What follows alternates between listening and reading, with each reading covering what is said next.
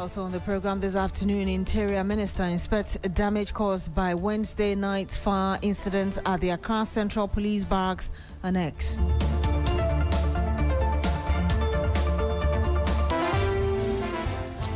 Later on the program, La Nkantanan Madina Municipal Assembly pushes for the arrest and prosecution of the landlord of a building that collapsed which resulted in the death of one person at Adenta New Site.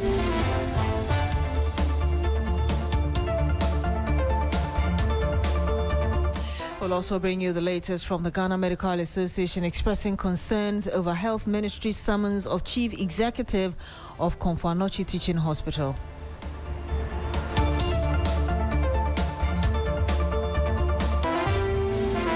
Thank you very much for joining us this afternoon. Wednesday's downpour wreaked havoc across many parts of the Greater Accra region, leaving roads and bridges flooded, causing hours of gridlock and cutting off several communities.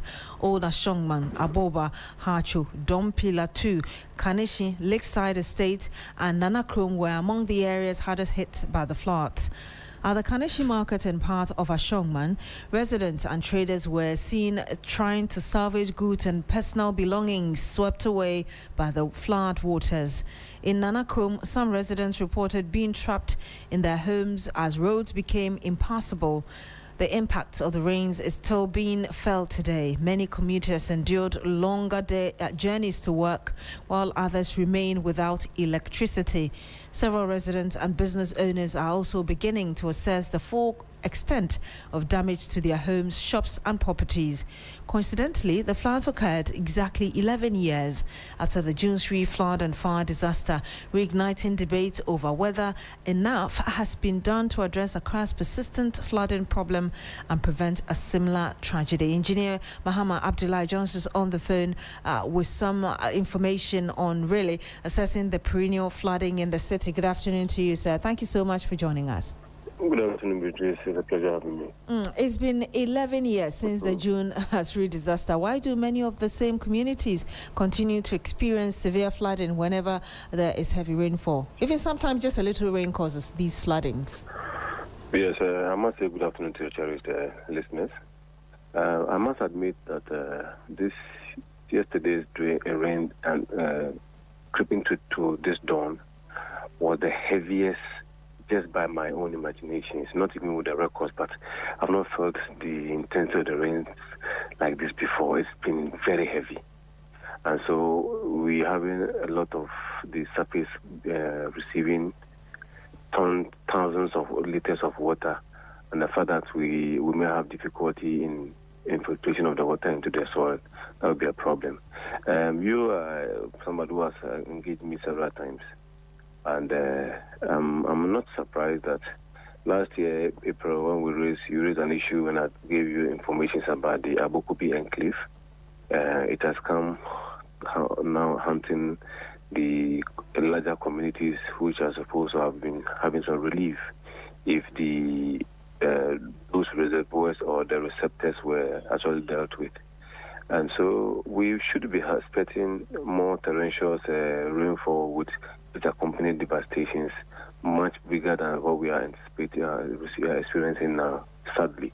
I think on Saturday I made a quote that the indiscipline is creeping up, and fortunately the president more or less repeated the same statement I made on Saturday. On Monday, and I've seen Ghana East Assembly making some effort to identify the wetlands and get a lot of these question mark buildings out of the place. I'm sure that if you can play back your videos, check the areas that I stated last year. As in when you were on Agenda? Agenda, thank you very much. That those pictures that we give to your producer to make the presentation. We still have the East Assembly to go to that one. I think they are identifying the wetlands, and there are about 4 or 5 areas within that section. Do I get go ahead, please, Land. The Works and Housing Ministry were captured in a report by the Auditor General's Department, Ministry and Secretariat, 2015 to 2019. the 18 receptors are still not being done. At least we've not been given any update to the contrary. The Auditor General's report that was published in 2021, that encapsulated works not absent from 2015 to 2019. These receptors, when the reservoirs are really identified and buildings sitting on them are demolished, and not just demolished, they are reinstated to its original state. Let's say 18 retention ponds can contain, let's say, 100 million liters of water. What it means is that if we are expecting 120 million liters of water, the 20 million liters can be accommodated, or let's say be tolerated. We will not have the rise in the floodwaters inundating the communities. Do you have any information as regards what is being done about these receptors you talk about? Not yet. I have checked the other subsequent reports, and it's still blank. That's why this weekend, last week, Thursday on other stations, and Saturday on Big Issue, I still sustain that the parliamentarians who were with me on set. This is a question that they have to ask when they go to Parliament, to ask. They are the House of Records, to get information from the Works and Housing Ministry and the Garage project. And I made one statement again that, let's say the Garage project is trying to expand the storm area, the storm drains, to be able to contain quite a significant quantity of water. Ironically, the 18 retention ponds and other wetlands are taking over. So let's give this question, or have an answer, a several question. As you know, this Garage project is supposed to expand and contain, let's say, 100 million liters of water. And then it has been augmented by the natural reserves, which is, let's say, 80 million liters. That would have been 180 million liters. Now, if we have allowed the 80 million liters receptors to be filled, and buildings spring on them, that means you are putting more pressure, even though you are trying to expand the garage drains, which are identified within Kandishi, Ofanko, Asofan, and many other areas that are identified. I need to ask you two quick questions because of time. Right. I want to find out from you, areas such as Nanakromo, Dashoma, Hacho, and Kaneshi were badly affected. And anytime it rains, really, we get to hear reports from these areas. Are there any immediate interventions that could be implemented by authorities to at least mitigate the impact? Well, I've seen Gang East, at least I can say that on record. I saw them yesterday, the day before yesterday, that all this sustained advocacy that you and I and other people have been talking about, they are tracing these flood lines, and they have identified some houses. And as of this morning, 2 houses and other houses were being demolished in the waterway, and they're trying to expand the reservoirs. When they do that, it means that we'll have less water flashing on the roads or our communities. Nana Chrome, for instance, hitherto was not flooding. Lakeside is receiving a very fair share of its flood-related issues. Adenta is one. So I think they should sustain the demolition on the wetlands, and I plead that Ghanaians should not make any political gimmick with what the assemblies will do. But in the same time, the assemblies also should not sit to allow the buildings to get to its conclusion stages or finishing stages before they come and do the reactive measure. We have to be proactive, identify all the wetlands. I get one website. I just said that let's try and use our WhatsApp, what we call the current locations. Any other person who's listening to you this afternoon, get the area and just locate the WhatsApp location on your WhatsApp and share it with me, and then we can take it from there and identify how those places used to be 10, 15 years ago, and then we'll give to assembly to take action on this. All right, very briefly, and again, a part of what I heard you say was also in discipline, growing in discipline, contributing to the current situation. Is that right? Yes.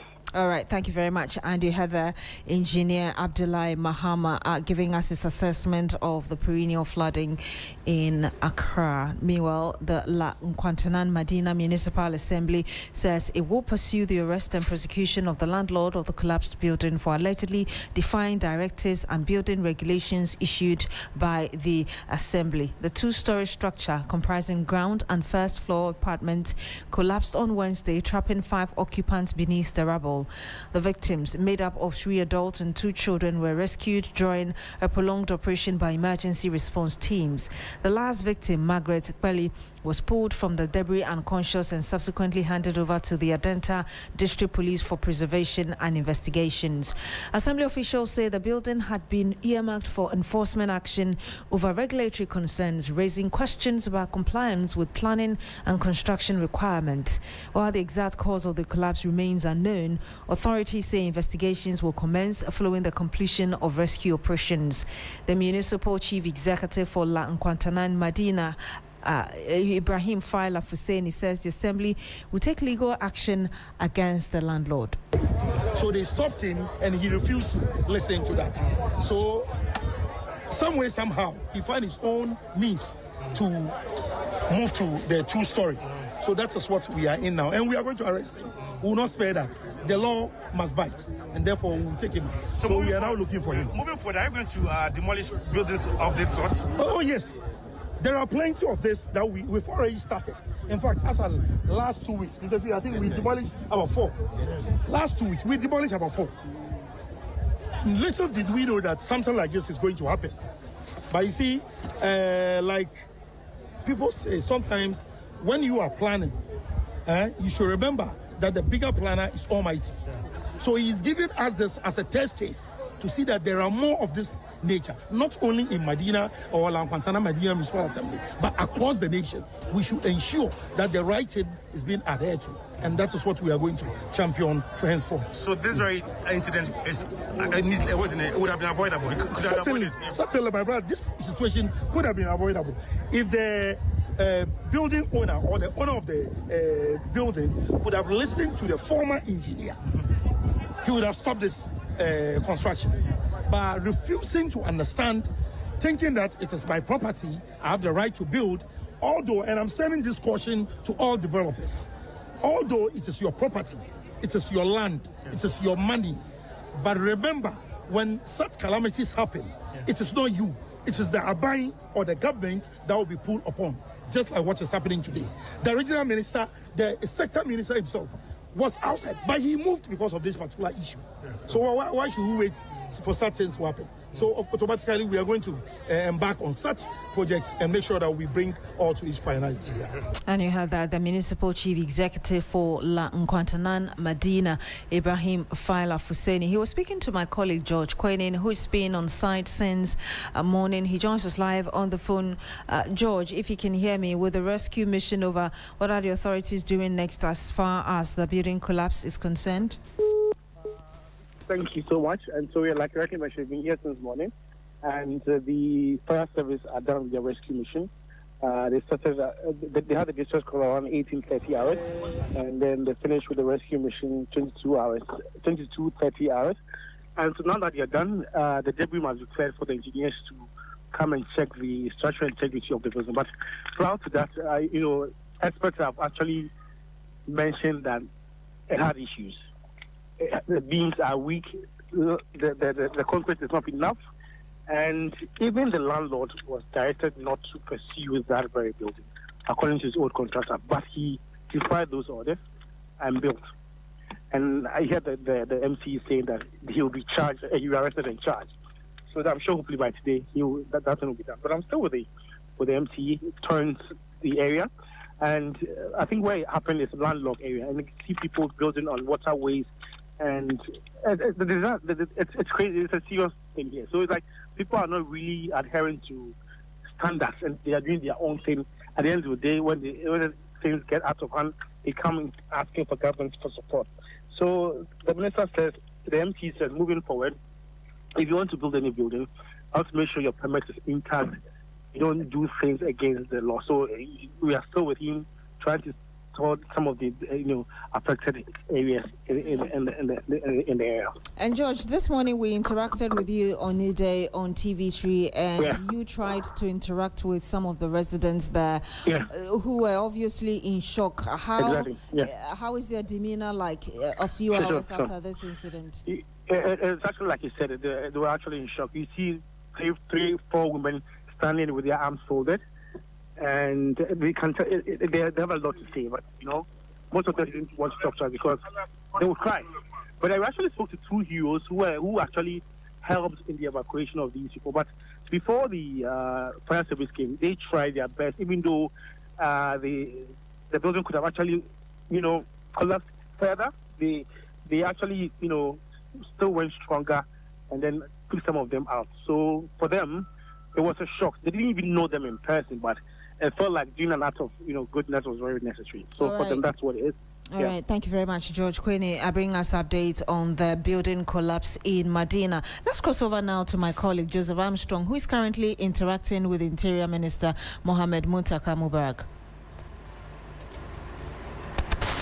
The accommodation, but with regards to what has gotten bent, I mean, His Excellency is out of town. When he comes, we are immediately going to look at what we can immediately do to replace that, because already the deficit is very high, and we need to be able to close the gap. So that's what we'll be doing. So before you talk about the attack on the fire personnel, people have also raised concern about the businesses back home, about some of these spouses of the police personnel, the number of freezers we saw at the place that got burnt. Isn't it worrying? Well, it is. That's why we are working with fire service, even the National Fire Service, even those structures that have not been burnt. They will go and do the assessment, and let's see the fire safety measures that can be put to enhance and prevent further, some of these things from happening. The investigation is on. We don't want to preempt what the investigation will show, but obviously I want to believe that the police, the Ghana National Fire Service, and the security agencies are putting their heads together to make sure that this thing do not repeat itself, and anything that we need to do to support that, we'll do. With regards to the Ghana National Fire Service and personnel going out and being attacked, they've been working with police, but what we realized was that when they go to the scene, they have this breathing apparatus. The police don't have. So after the police stand there for some time, obviously the smoke and the inhalation, they have to step back. So on our own, with the Ghana National Fire Service, we started training what we call the fire police. So they've just graduated the first, 50. It is to help them. So when they are going to the fire scene, they will go with these fire police who are well trained to be able to protect the officers on the ground, whilst the police back them up when it becomes necessary. You want to question the general public for daring? Yeah, obviously, because sometimes, you see, when you do that, you are being unfair to them. Whether the police, the fire service, the prisons, all of them, we are supposed to provide them the apparatus to be able to work, the accoutrement. And then the fire service, as I always say, the newest fire tender we have is 14 years old.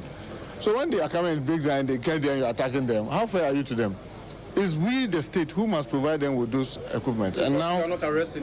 You are not arresting. No, we are. Because currently, I can tell you, those who did the attack in Kaswa and Adenta are before the court, and we are prosecuting them, and that will continue. So, but the president is on the mood for us to be able to buy new fire tender. We started the process. We've gotten the commencement. The process is on. I'm sure by the end of the year, some new fire tenders will come. That may help speed up some of the, and then prevent this unnecessary attack because they have delayed. I mean, if you are using a very rickety vehicle, obviously it cannot get to the place in good time. Thank you so much. Thank you.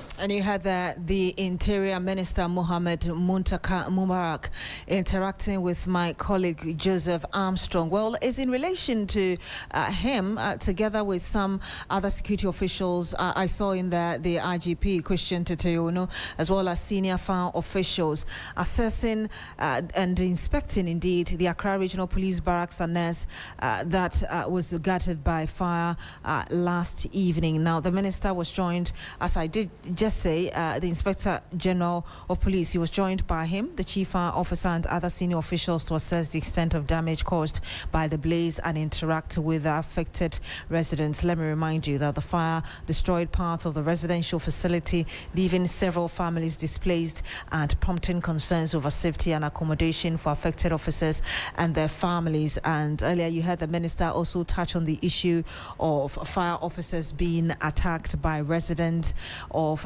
various communities when they go on duty to douse flames. And he's saying that the latest one that we saw within the Kaswa area, the culprits have been, they are currently facing the court for their involvement in that assault on fire officials. We'll bring you more later. The Chief Executive Officer of the Komfo-Anokye Teaching Hospital is expected to appear before the Minister for Health today to explain circumstances surrounding the temporary closure of the hospital's Accident and Emergency Centre. Hospital management says the decision was necessitated by severe congestion at the facility, which had reached its capacity and could no longer safely admit additional emergency cases. The development has sparked concerns about widespread public debate, really, with concerns over access to emergency health care in one of the country's biggest referral hospitals. The Ghana Medical Association has also weighed in on the matter, expressing concern over the query issued by the Ministry of Health to the CEO. Noble Korsbianan is my colleague. He has a copy of that statement. He joins us in the studio. Noble, if you can take us through what the GMA is saying in a statement. Right, Beatrice, this is a lengthy one explaining to us the context of everything that has happened. It is, like you mentioned, signed by Professor Dr. Med Ernest York, President and the General Secretary of the Ghana Medical Association. And it says that the association has taken note of the public discussions that has come from recent statement issued by management of the Konfanochi Teaching Hospital regarding congestion at the Accident and Emergency Care Center and the temporary measures instituted to manage the situation. And the GMA has made some developments, has been following the developments keenly since the issue became public. So following engagement with management of the hospital, discussions with some staff of the Accidents and Emergency Center, and review of the explanations provided by the medical director of the hospital in media interviews, according to the GMA, it does not appear that the hospital turned away emergency patients. Rather, the statement says that the temporary measures announced by management were intended to support the appropriate redistribution of patients to some peripheral health facilities within the region, while the hospital addressed significant congestion and capacity constraints at its Accident and Emergency Center. The statement adds that a review of the minutes and the meetings held on June 2 this year by the Regional Health Directorate suggests that there were deliberate and agreed actions outlined to mitigate congestion situation at the Konfanochi Teaching Hospital. And the GMA is noting that the circumstances described by management reflected a situation in which patient numbers had exceeded the design capacity of the facility, and that necessitated urgent operational interventions to ensure that patient safety and maintain quality of care for critically ill patients already receiving treatment in the facility. The association further notes with satisfaction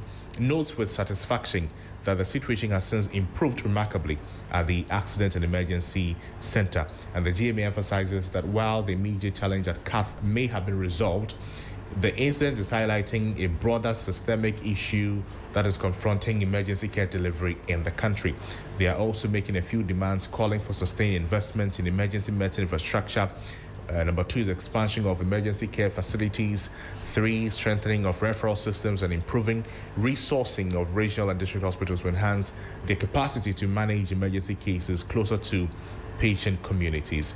Now, the last 4 paragraphs say that every Ghanaian, regardless of where they live, should have timely access to quality emergency care. Strengthening emergency care capacity at all levels of the health system will not only reduce pressure on major referral hospitals, but will also improve patient outcomes nationwide. And GMA is also acknowledging the efforts of the doctors, nurses, and medicine specialists and the healthcare professionals at CAF and across the Ashanti region who worked under challenging circumstances to ensure continuity of care to safeguard patient welfare.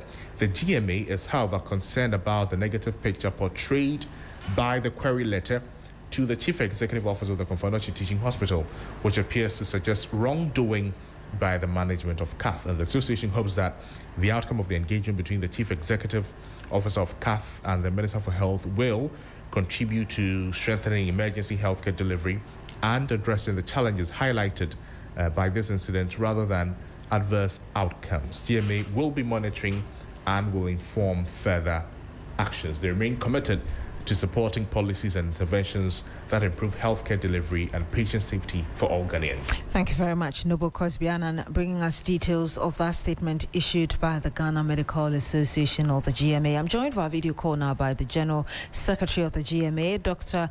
Richard Salome. Good afternoon to you, sir. Thank you so much for joining us. Hello? Dr. Salome, can you hear us?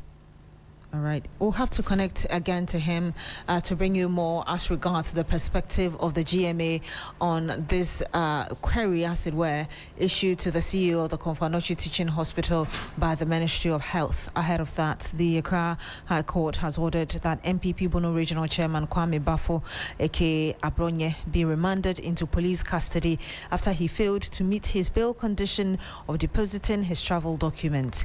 Lawyers of Abronye on Thursday prayed for his bail conditions that required him to deposit his passport to be varied, citing the need for their client to travel to the UK for educational purposes. Abronye is facing charges of offensive conduct conducive to the breach of peace and publication of false news over alleged derogatory remarks against the Circuit Court judge. The MPP Bono chairman did not show up in court when the case was called.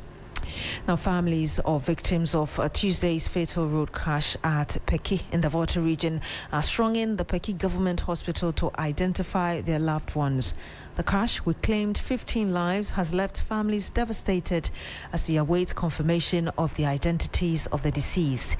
Several hours after the tragedy, the news team has been following developments at the hospital where survivors are receiving treatment and grieving relatives continue to arrive. Correspondent Faisal Abdul Idrisu has the rest of the story. The Peki Government Hospital is currently holding 20 out of the 25 survivors from yesterday's road accident. According to the hospital authorities, 5 of the victims have been referred to the whole teaching hospital for further treatment. 27-year-old Al-Hassan Raouf is a driver of one of the vehicles involved in the crash.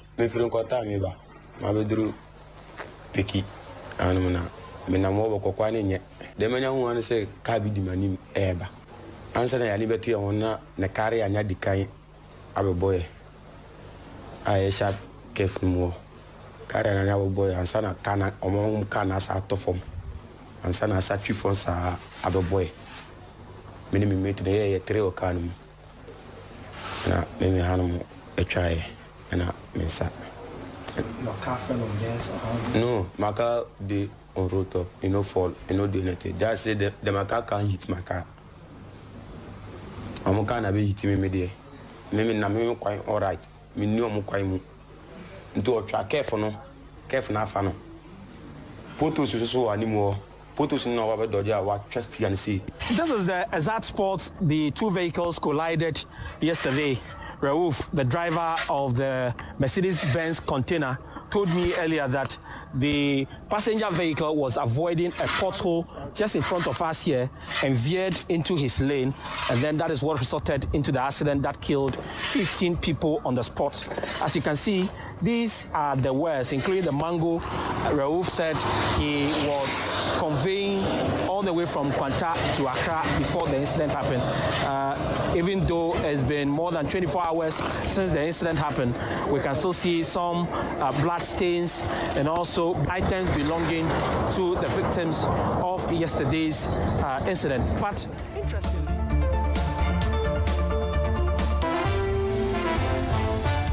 and that report was brought in by Faisal Abdul Idrisu. He is our Volta regional correspondent.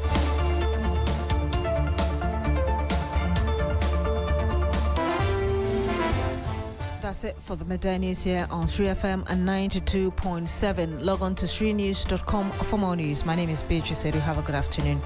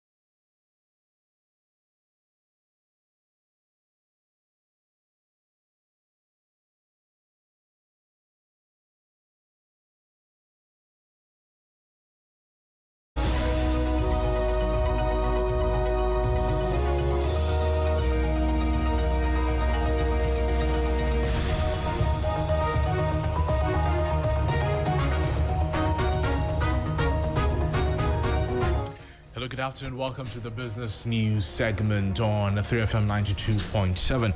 I'm Noble Crosby. And coming up, Peasant Farmers Association of Ghana warns of production halt over rice glut and import delays. Also, Africa Policy Lens warns fuel price pressures eating into household incomes, threatening to drive Ghana's inflation higher after rising to 3.7% in May amid Iran conflict. Meanwhile, Finance Minister is confident Ghana's inflation will stay below 5% despite Middle East tensions. We have details of these stories and more coming to you right after this. Stay with us.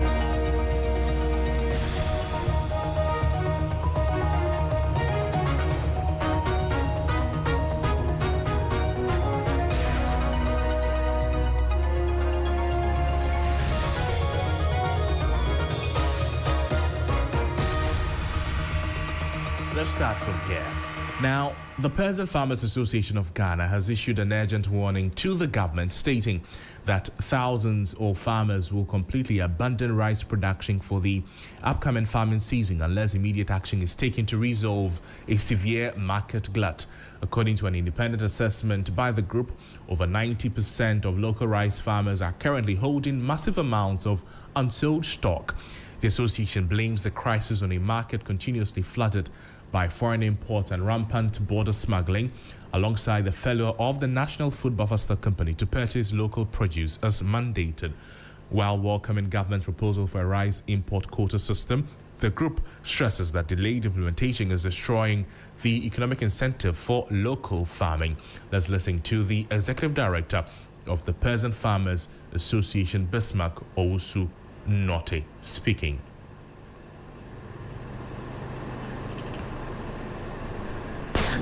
Announcing a policy, but it's about actually beginning its implementation as immediately as possible so that we are able to salvage the current losses that our farmers are facing, and that will put them in a proper opportunity for them to begin the next planting season. Things have been very, very tough for our farmers within the last year regarding the glut.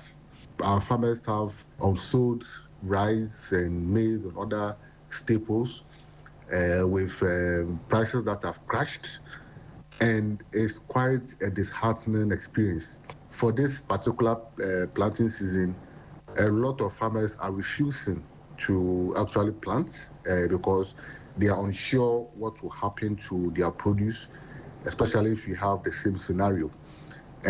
So the call is that once government has the intention of doing that, we want them to do it as quickly as possible. This is in addition to the other measures that we want government to do. For instance, placing the moratorium on the rice imports whilst we work around this policy, finding money to ensure that we're able to offtake whatever the farmers have, to clear their stock so that they're able to go into the new planting season, and then putting in place a very holistic plan to ensure that we do not face this particular scenario again. Executive Director of PFAG, Bismarck Owusu Note there. Now, Africa Policy Lens is warning that a quiet surge in domestic fuel prices could soon erode consumers' purchasing power and disrupt broader price stability, despite the country's recent headline inflation figures appearing statistically manageable.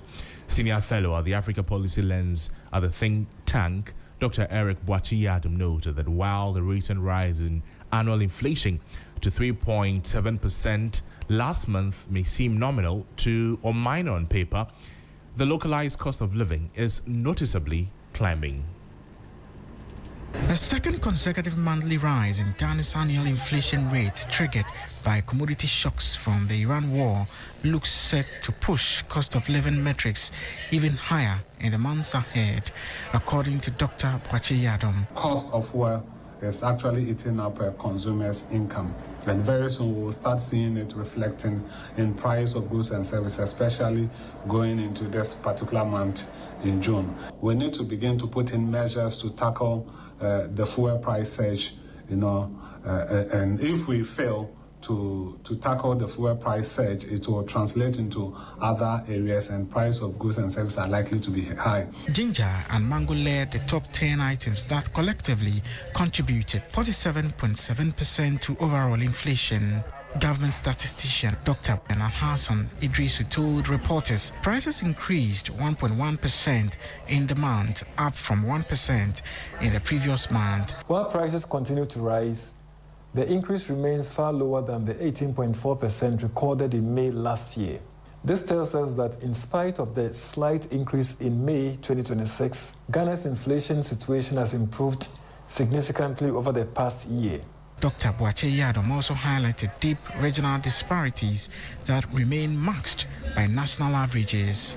One thing that we also need to be mindful is that some regions are still reporting double-digit inflation. For example, in the upper is recording a figure around 10%. I think we need to be very mindful and put in a targeted policy, especially for those regions that we know that they are largely farmers, and try to be able to cushion their cost of living. That was a report on Ghana's inflation edging up to 3.7% in May 2026 for second straight monthly rise, but remains far lower than last year. Meanwhile, Finance Minister Dr. Ato Forsing has projected that Ghana's inflation is unlikely to exceed 5% by the end of 2026, even as escalating tensions in the Middle East threaten global supply chains and drive up petroleum and fertilizer costs. The comments come after a minor uptick in headline inflation to 3.7% in May. However, Dr. Forsing stated that Ghana is well positioned to absorb these external shocks due to a lack of petroleum subsidies, significant reserve buffers, and rising export earnings from elevated global gold and cocoa prices, while the Bank of Ghana has paused interest rate cuts at 14% to guard against these renewed risks. The government remains confident that recent macroeconomic gains will prevent a return to a double-digit cost of living crisis. To some other stories this afternoon, the Ghana Chamber of Mines has strongly condemned recent xenophobic attacks targeting Ghanaian workers in South Africa, joining a growing chorus of continental voices demanding immediate state intervention. Chief Executive Officer of the Chamber, Engineer Dr. Kenneth Achebe, expressed deep concern over the safety of export trade workers and urged the South African government to decisively clamp down on the violence. The industry body emphasized that Pretoria must uphold its global obligations and deploy adequate security measures to safeguard all residents irrespective of their nationality. The Ghana Chamber of Mines condemns strongly the recent xenophobic attacks against Ghanaians and other foreign nationals in South Africa. Such acts are unacceptable and contrary to the values of dignity, inclusion, and cooperation. We call on all leaders to condemn these actions and urge the South African authorities to ensure the safety and protection of all residents and visitors. At the same time, we acknowledge and value the strong and enduring diplomatic and economic relationship between Ghana and South Africa, as confirmed by His Excellency the President recently in the UK. Secondly, regarding recent discussions of mining leases, the Honourable Minister for Lands and Natural Resources has assured stakeholders that mining lease matters will be addressed on a case-by-case basis in accordance with the laws of Ghana. You heard the Chief Executive Officer of the Chamber of Mines, Engineer Dr. Kenneth Achebe there. That'll be all for Business Daily on 3FM 92.7. For more business news, please log on to our website, 3news.com. My name is Noble Crosby, and have a great afternoon. Bye-bye.